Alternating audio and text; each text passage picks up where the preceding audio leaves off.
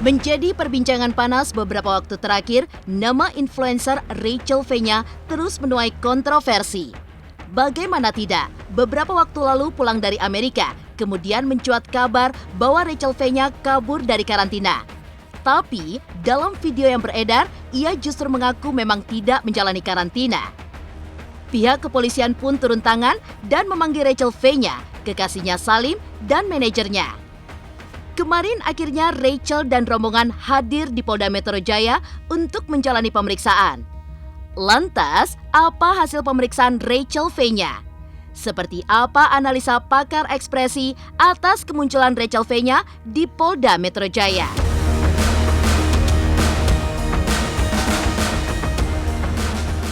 Sebagian orang, khususnya yang pernah berpergian dari luar negeri, pastilah mengetahui betapa ketatnya prosedur masuk ke Indonesia di masa pandemi ini.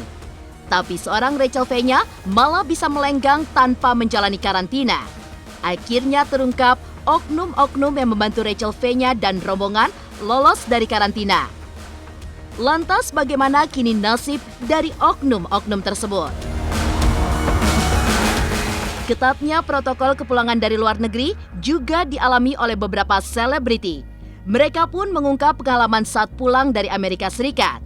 Seperti kesaksian Denny Sumargo yang diketahui bekerja untuk produk yang sama dengan Rachel saat di Amerika. Hingga Fitri Karlina yang juga baru saja pulang dari Amerika Serikat. Seperti apa kesaksian para artis tersebut? Pemirsa, bersama Intens Investigasi, kami hadirkan kabar terkini, terpercaya, dan teraktual. Tetapi sebelumnya, jangan lupa untuk like, subscribe, dan juga share channel YouTube ini.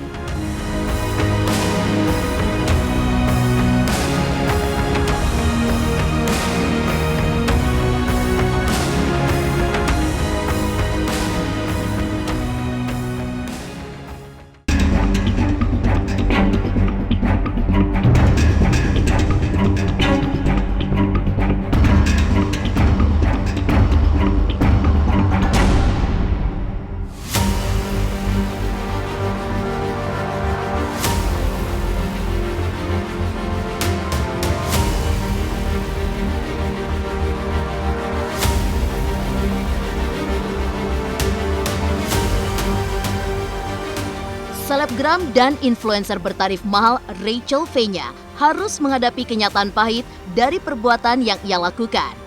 Apa yang kau tanam, kini kau tuai. Kemarin, 21 Oktober 2021, ia bersama manajernya Maulida Khairunisa dan sang pacar Salim Naudarar menyambangi Polda Metro Jaya untuk jalani pemeriksaan dan klarifikasi atas dugaan kaburnya mereka dari karantina.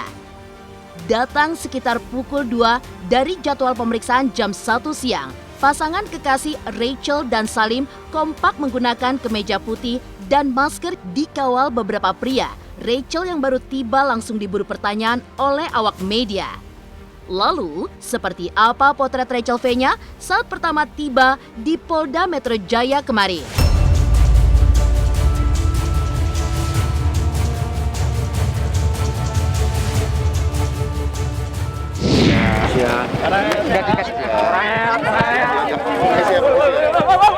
Permisi. Dari Bali gimana Pak? Bunda karantina tanggal satu-satu maaf. Bunda karantina nggak sih sebenarnya? Kemarin sudah saya sampaikan, hari ini kita jadwalkan untuk mengundang saudari RV bersama dua rekannya, SS dan satu lagi siapa? Maulida. Ya, M. Untuk kita jadwalkan undangan klarifikasi hari ini. Ya. Saudari RV pukul 14.00 tadi baru sampai ke Polda Metro Jaya. Yang bersangkutan sementara sekarang diambil keterangannya. Kejadian tanggal 17 September yang lalu. Adanya dugaan yang bersangkutan tidak karantina. Ya, makanya laporan polisi sudah ada. Dugaan persangkaan pasalnya di Undang-Undang Nomor 4 Tahun 84 tentang wabah penyakit kemudian di Undang-Undang Nomor 6 Tahun 18 tentang kekarantinaan pasal 93, kalau penyakit pasal 14, ancamannya adalah 1 tahun penjara.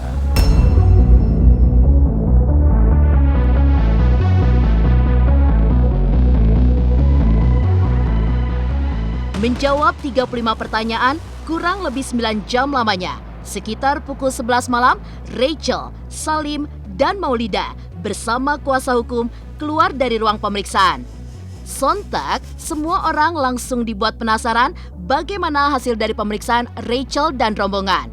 Rachel pun kemudian menyampaikan permintaan maafnya dan ia pun juga berkomitmen untuk menjalani proses hukum yang berlaku. Lantas, seperti apa analisa dari pakar ekspresi atas sikap Rachel tersebut?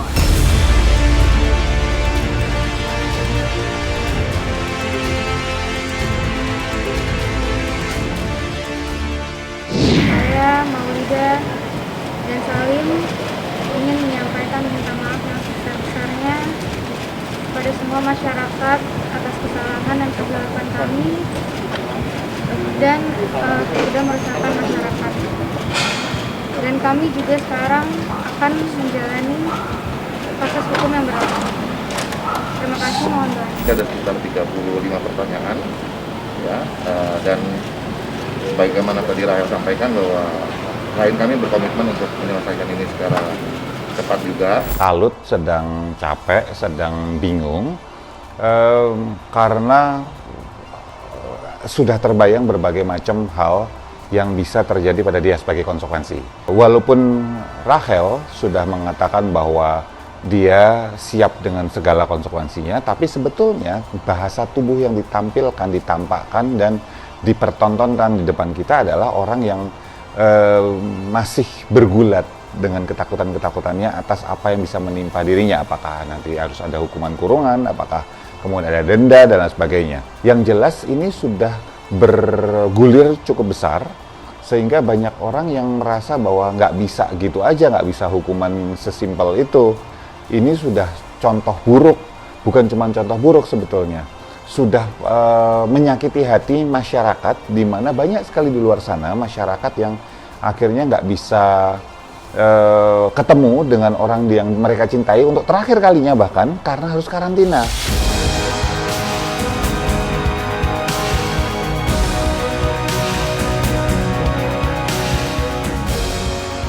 Rachel Fenya, Salim, dan Maulida akhirnya menjalani pemeriksaan polisi atas dugaan kaburnya mereka dari karantina pasca pulang dari Amerika. Akhirnya terungkap oknum-oknum yang membantu lolosnya Rachel dan rombongan dari karantina. Lantas seperti apa nasib oknum-oknum yang terlibat dalam kasus tersebut?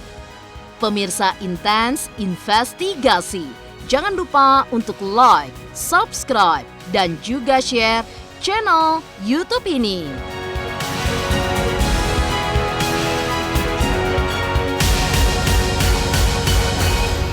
Halo, aku Bunga Zainal. Saksikan terus Intens Investigasi yang tayang 3 kali sehari, Senin sampai Sabtu, dan jangan lupa kalian like, share, dan subscribe.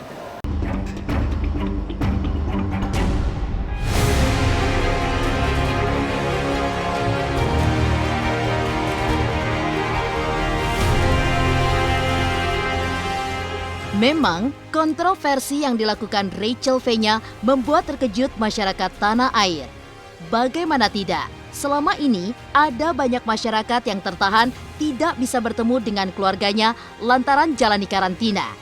Namun, Rachel justru melenggang bebas pasca pulang dari Amerika, bahkan dilanjutkan dengan berpesta merayakan ulang tahunnya di Pulau Bali. Tak heran jika banyak yang bertanya-tanya, pastilah ada oknum yang membantu Rachel Fenya di balik kejadian tersebut.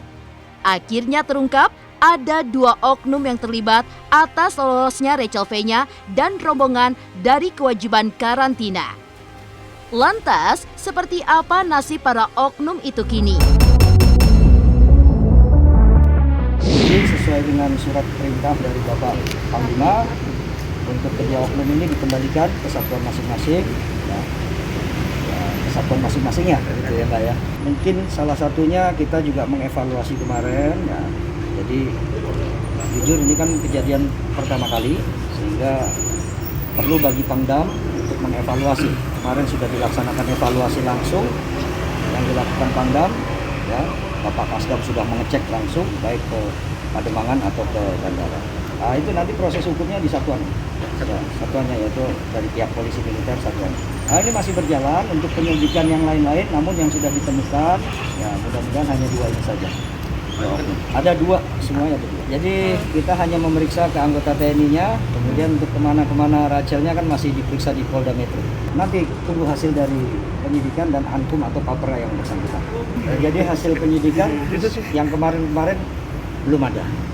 Jadi memang kita jujur ya dari Kogas Gapat ini merasa kecolongan ya dengan adanya tindakan dari oknum yang dapat dibuktikan telah melakukan pelanggaran non prosedural yang seharusnya, karena sudah mungkin yang saya siarkan kemarin ya pertama-tama sudah bekerja sama dengan saudari Rachel. Kita belum tahu modusnya apa.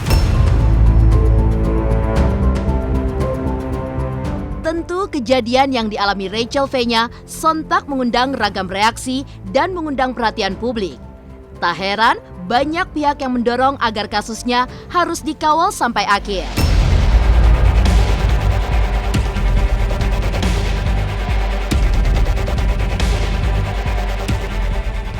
Oknum-oknum seperti itu akan ada terus. Kalau misal tindakannya cuma minta maaf atau klarifikasi, maka oknum itu akan ada terus dan akan ada orang-orang lain yang memanfaatkan jasanya. Nah, ternyata 2 bulan kemudian ada kasus seperti si Rachel. Padahal kan kita tahu Rachel Fenya itu tahun lalu pada waktu Maret 2020 dia termasuk relawan influencer COVID yang donasinya mencapai 5M dan disumbangkan ke PMI.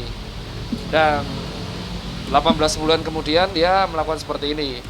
Kasus yang Rachel Fenya ini sebenarnya sudah saya tanyakan ke Kemenkes dan sampai dikomentari oleh Profesor Berry, itu salah satu ketua penanganan COVID dan juru bicara ID. Intinya itu harus diinvestigasi karena namanya oknum kalau sampai dari 8 hari karantina, setahu saya masih 8 hari. Kan kemarin sempat berubah jadi 5 hari, tapi ini 8 hari dan menjadi 3 hari doang. Dan sampai ada klarifikasi kemarin dibantu oleh petugas, makanya harus diinvestigasi.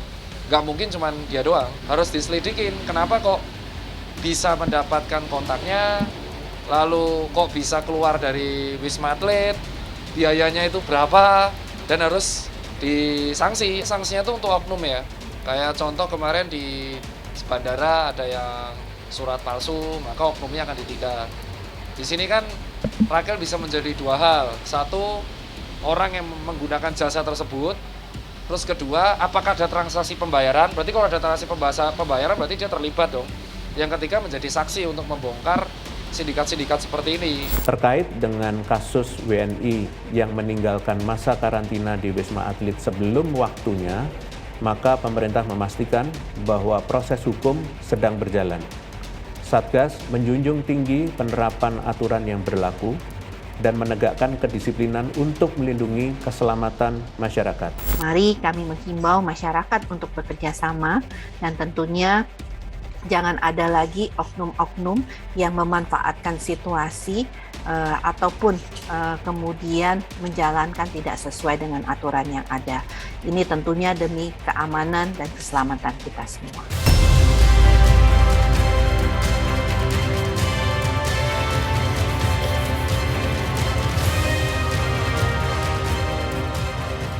Terungkap, ternyata ada 2 oknum yang membantu Rachel Fenya lolos dari karantina. Sempat menjalani kebersamaan dengan Rachel saat di Amerika, lantas seperti apa kesaksian para selebriti yang pulang dari Amerika? Pemirsa Intens Investigasi, jangan lupa untuk like, subscribe, dan juga share channel YouTube ini.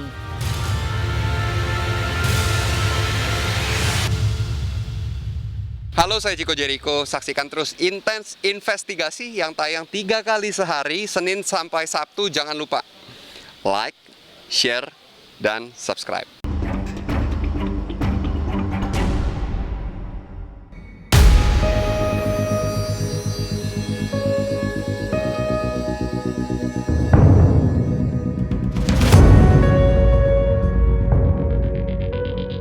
Kasus dugaan Rachel Fenya kabur dari karantina kian memanas, membuat kesaksian beberapa artis yang juga dari luar negeri mencuat.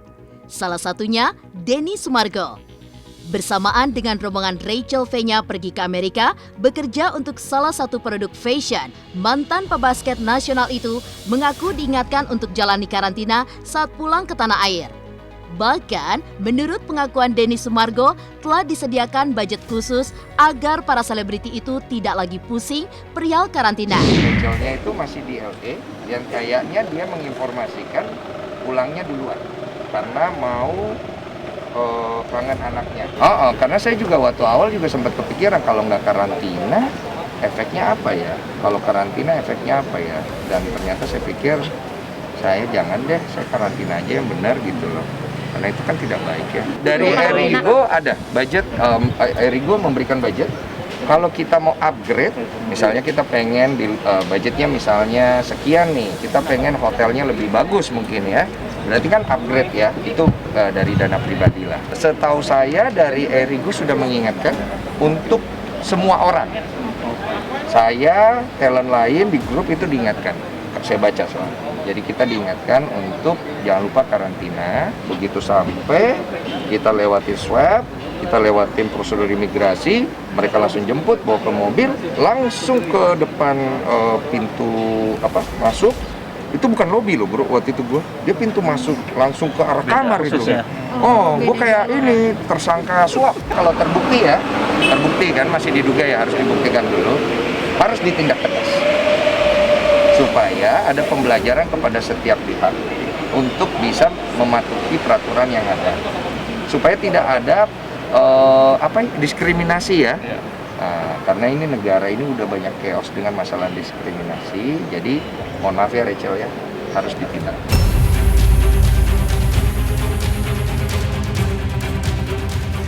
Serupa tapi tak sama.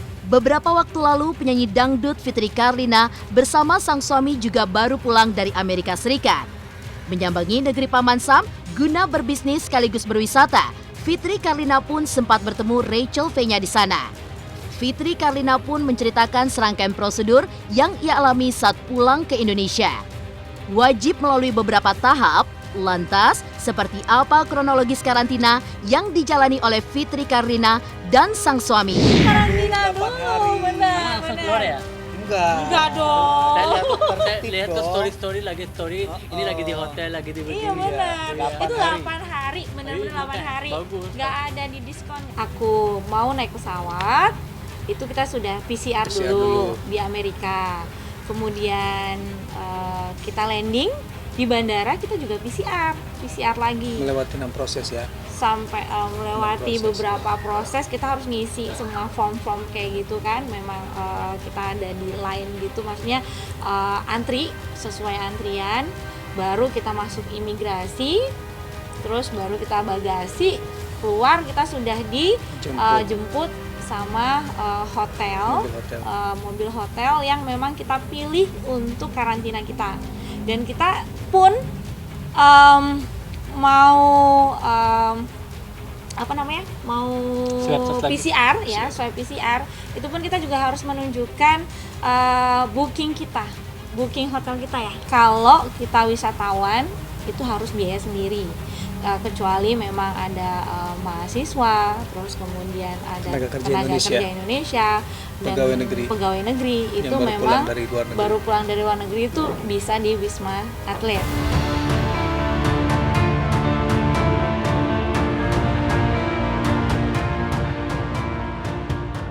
Demikian pemirsa, kabar terkini, terpercaya, dan teraktual yang kami hadirkan hari ini. Saksikan terus Intens Investigasi setiap hari Senin sampai dengan Sabtu yang tayang 3 kali sehari, yaitu pada pukul 11 siang, 3 sore, dan 7 malam. Tentunya hanya di YouTube channel. Dan pastikan jangan lupa untuk like, subscribe, dan juga share channel Intens Investigasi.